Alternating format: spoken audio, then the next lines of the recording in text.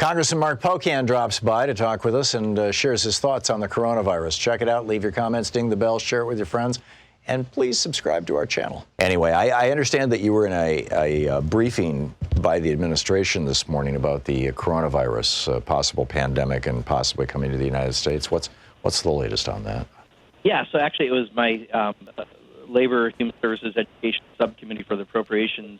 We had Secretary Azar there, and I got to tell you, I'm not incredibly impressed with the White House response to this. People are all over the board, from people like Larry Kudlow saying it's contained, and Secretary Wilbur Ross saying this is good for U.S. business, to people saying, this Homeland Secretary yesterday said in several months that have a vaccine, but we're being told by CDC and others it's going to be 18 months. People are all over the board, and the fact that they don't seem to have a central place for this messaging makes me a little concerned on what their efforts exactly are. They're more worried about the stock market than they are, I think, the virus.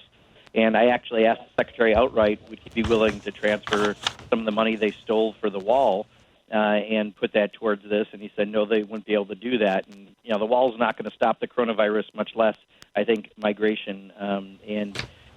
We're hoping that the press conference tonight will be something that provides some clarity, but right now I don't see clarity coming out of the administration. Was there any discussion about how in 2018 the Trump administration kicked out Rear Admiral Tim Zeimer? He was the senior director for global health security on the National Security Council.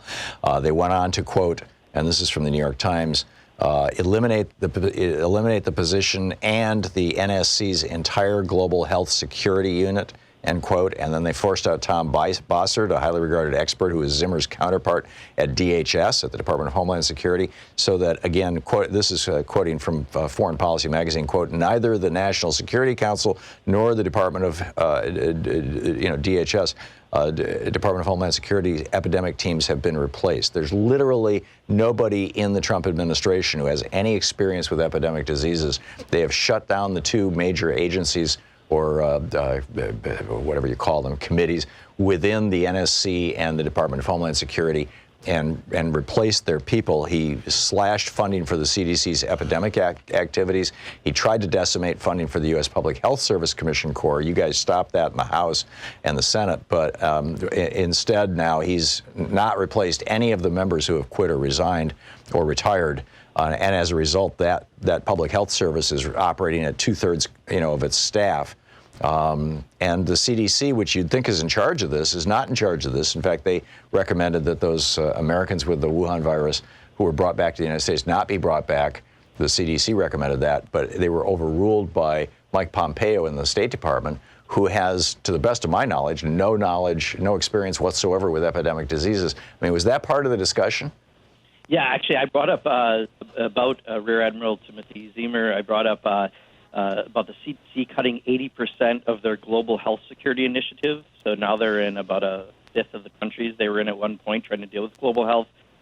Brought up the fact that the FDA has said there could be 150 prescription drugs at risk or shortage if the outbreak worsens, and yet the FDA commissioner isn't part of the task force that's planning the U.S. response. We brought up all of these inconsistencies, and that's the problem, whether it be a variety of messages coming from different cabinet secretaries to this, what you've just laid out and I laid out this morning. There is not a coordinated effort at the White House. And so it was leaked this morning from Politico that they're going to appoint Azar, and Secretary Azar said, no, that's not true. He doesn't believe that.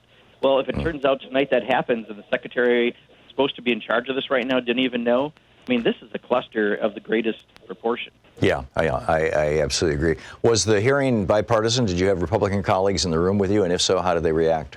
Yeah, they generally praised the White House response to dealing with the coronavirus, but greatly criticized where they try to steal the funding. Like stealing funding from Ebola would be a serious error. And that was a bipartisan response, with the exception of, I think, one Republican. People brought that up. I recently talked to someone fairly high up in the administration, I think in the last year, and they mentioned one of the top two things they're working on is Ebola. That's one of their concerns. So stealing money from that to fund this instead of the wall doesn't make a whole lot of sense. So we had a lot of conversations about that. Fascinating stuff.